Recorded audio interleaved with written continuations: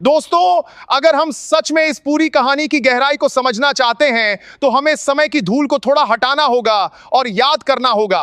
वह दौर जब इंटरनेट हमारे जीवन का केंद्र नहीं था, वह समय अलग था। मोबाइल फोन हमारे हाथ में जरूर था, लेकिन वह दुनिया से जुड़ने का शक्तिशाली माध्यम नहीं, बल्कि केवल कॉल और मैसेज का साधन हुआ करता था। इंटरनेट चलाना एक सोच समझकर किया जाने वाला फैसला होता था। डाटा खत्म होने का डर हमेशा बना रहता था। एक छोटा सा वीडियो देखने से पहले भी कई बार सोचना पड़ता था कि कहीं पूरा बैलेंस ही खत्म ना होता था। उस समय भारत का टेलीकॉम बाजार कुछ बड़ी कंपनियों के इर्द गिर्द घूमता था। कॉल दरें धीरे धीरे कम तो हो चुकी थीं, लेकिन इंटरनेट अभी भी आम आदमी की जेब पर भारी पड़ता था। नेटवर्क की समस्या अलग थी। कई बार फोन पर केवल हेलो हेलो ही चलता रहता था और साफ आवाज सुनना भी किसी उपलब्धि से कम नहीं लगता था। शहरों में स्थिति थोड़ी बेहतर थी, आम आदमी की जेब पर भारी पड़ता था, लेकिन छोटे कस्बों और गांवों में इंटरनेट का नाम सुनना ही बड़ी बात थी। फिर अचानक एक ऐसा क्षण आया जिसने पूरे परिदृश्य को बदल दिया। उद्योग जगत के दिग्गज मुकेश अंबानी ने अपनी कंपनी रिलायंस जियो के माध्यम से बाजार में प्रवेश किया। यह केवल एक नई पूरा करना के लिए कंपनी की एंट्री नहीं थी, यह एक रणनीतिक आक्रमण था। फ्री डाटा, बेहद सस्ती कॉल और आक्रामक प्लान्स ने पूरे टेलीकॉम सेक्टर को हिला दिया। लोगों को पहली बार लगा कि इंटरनेट केवल एक सुविधा नहीं बल्कि अधिकार हो सकता है। जिस देश में इंटरनेट को अब तक एक अतिरिक्त खर्च समझा जाता था, वहीं अचानक वह रोजमर्रा की जरूरत बन गया। गांवों में व्हाट्सएप की घंटियां बजने लगीं, छोटे शहरों में यूट्यूब पर वीडियो बनने लगे, डिजिटल भुगतान की चर्चा होने लगी। डिजिटल इंडिया जैसा नारा जमीन पर उतरता दिखाई देने लगा। करोड़ों लोग पहली बार ऑनलाइन आए और भारत दुनिया के सबसे बड़े डाटा उपभोक्ताओं में शामिल हो गया। इस बदलाव का असर अन्य कंपनियों पर भी पड़ा। भारती एयरटेल, वोडाफोन इंडिया और आइडिया सेल्यूलर जैसी कंपनियों को अपने प्लान्स में भारी बदलाव करने पड़े। कीमतें घटाई गईं, अनलिमिटेड कॉलिंग लाई गई और डाटा पैक सस्ते किए गए। प्रतिस्पर्धा इतनी तीव्र हो गई कि कई कंपनियों का विलय हुआ, कई बाजार से बाहर हो गई। यह एक आर्थिक युद्ध था जिसमें टिके रहने के लिए रणनीति बदलनी ही पड़ी। इसी दौरान फाइबर नेटवर्क के विस्तार पर जोर दिया गया।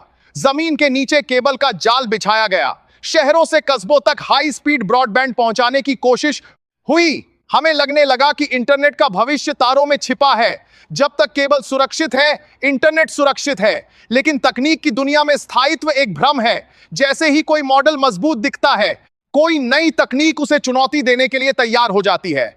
और इस बार चुनौती जमीन से नहीं बल्कि आसमान से आई। इस कहानी के केंद्र में है इलॉन मस्क, जिनकी कंपनी स्पेसएक्स ने एक महत्वाकांक्षी परियोजना शुरू की जिसका नाम है स्टारलिंक। यह केवल इंटरनेट सेवा नहीं बल्कि इंटरनेट देने का एक नया दर्शन है। अब कल्पना कीजिए कि इंटरनेट आपके घर तक किसी केबल से नहीं बल्कि सीधे अंतरिक्ष से पहुंचे।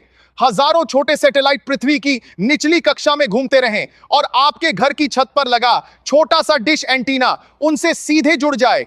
न जमीन खोदने की जरूरत, न टावर खड़े करने की बाध्यता, न केबल कटने का डर। यह मॉडल पारंपरिक सोच को पूरी तरह बदल देता है। लो अर्थ ऑर्बिट में स्थित ये सैटेलाइट धरती के अपेक्षाकृत करीब होते हैं, इसलिए सिग्नल आने जाने में कम समय लगता है। इसका अर्थ है कम लेटेंसी और बेहतर अनुभव। दुनिया के कई दूर दराज क्षेत्रों में इस तकनीक ने चौंकाने वाले परिणाम दिए हैं। जहां पहले इंटरनेट पार पहुंचाना लगभग असंभव था, वहां अब ऑनलाइन क्लास, वीडियो कॉल और डिजिटल व्यापार संभव हो गया है। भारत के संदर्भ में यह संभावना और भी महत्वपूर्ण हो जाती है। हमारा देश केवल महानगरों का समूह नहीं है। पहाड़ी राज्य, सीमावर्ती क्षेत्र, घने जंगल और रेगिस्तानी इलाके, इन सब जगहों तक स्थिर ब्रॉडबैंड पहुंचाना चुनौतीपूर्ण है। अगर बिना बड़े इंफ्रास्ट्रक्चर निवेश के इंटरनेट वहां उपलब्ध हो जाए तो शिक्षा, टेलीमेडिसिन और ई गवर्नेंस का चेहरा बदल सकता है। डिजिटल असमानता कम हो सकती है, लेकिन यह तस्वीर केवल संभावनाओं से भरी नहीं है, इसमें जटिलताएं भी हैं। मौजूदा टेलीकॉम कंपनियों ने स्पेक्ट्रम पर भारी निवेश किया है, लाइसेंस, टैक्स और सुरक्षा मानकों का पालन किया है। भारत में इंटरनेट केवल व्यावसायिक क्षेत्र नहीं बल्कि रणनीतिक महत्व का विषय है। डेटा सुरक्षा और संप्रभुता यहां प्रमुख चिंता है। सरकार के सामने चुनौती दोहरी है।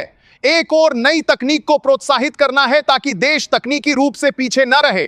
दूसरी ओर मौजूदा निवेश और संरचना की रक्षा भी करनी है। स्पेक्ट्रम नीलामी का मॉडल जमीन आधारित नेटवर्क के लिए तैयार किया गया था। सैटेलाइट इंटरनेट अलग ढांचे की मांग करता है। आने वाले समय में नीति निर्माण इस क्षेत्र का भविष्य तय करेगा। भारत स्वयं भी अंतरिक्ष क्षेत्र में मजबूत पहचान रखता है। इंडियन स्पेस रिसर्च ऑर्गेनाइजेशन ने कम लागत में सफल मिशनों से वैश्विक प्रतिष्ठा अर्जित की है। प्रश्न यह है कि क्या भारत स्वयं का सैटेलाइट इंटरनेट मॉडल विकसित करेगा या वैश्विक कंपनियों के साथ साझेदारी करेगा। आर्थिक दृष्टि से देखें तो पारंपरिक नेटवर्क का सबसे बड़ा खर्च जमीन, केबल और रखरखाव पर होता है। ग्रामीण विस्तार इसलिए धीमा रहता है क्योंकि निवेश की वापसी अनिश्चित होती है। सैटेलाइट मॉडल में प्रारंभिक निवेश बड़ा हो सकता है, लेकिन कवरेज जब बढ़ाना अपेक्षाकृत सरल हो सकता है। भविष्य संभवतः हाइब्रिड मॉडल का होगा, जहां शहरों में फाइबर और दूरदराज क्षेत्रों में सैटेलाइट काम करेगा। कीमत का प्रश्न सबसे अहम है। भारत मूल्य संवेदनशील बाजार है। यहां सेवा की सफलता इस बात पर निर्भर करेगी कि मासिक बिल कितना है। अगर यह सेवा केवल प्रीमियम वर्ग तक सीमित रही तो भारत मूल्य संवेदनशील बाजार है।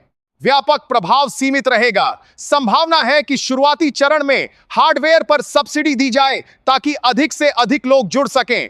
प्रतिस्पर्धा बढ़ेगी तो मौजूदा कंपनियां भी बेहतर प्लान्स और नई सेवाएं पेश करेंगी।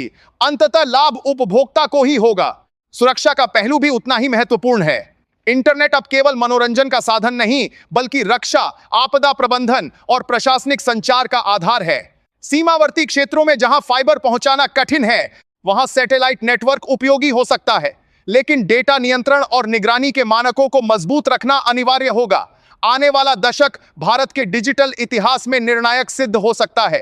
फाइबर, 5G, फिक्स्ड वायरलेस और सैटेलाइट सभी तकनीकें साथ साथ चलेंगी। असली प्रश्न यह नहीं कि कौन सी कंपनी आगे निकलेगी। असली प्रश्न यह है कि क्या भारत ऐसा मॉडल बना पाएगा जहां हर नागरिक को विश्वसनीय, सुरक्षित और सुलभ इंटरनेट मिले। इतिहास बताता है कि बदलाव को रोका नहीं जा सकता। जब लैंडलाइन से मोबाइल का संक्रमण हुआ था, तब भी संशय था, लेकिन समय ने दिखाया कि नई तकनीकें अवसर लेकर आती हैं। आज इंटरनेट की यह नई प्रतिस्पर्धा भी विनाश नहीं, बल्कि विस्तार का अवसर हो सकती है।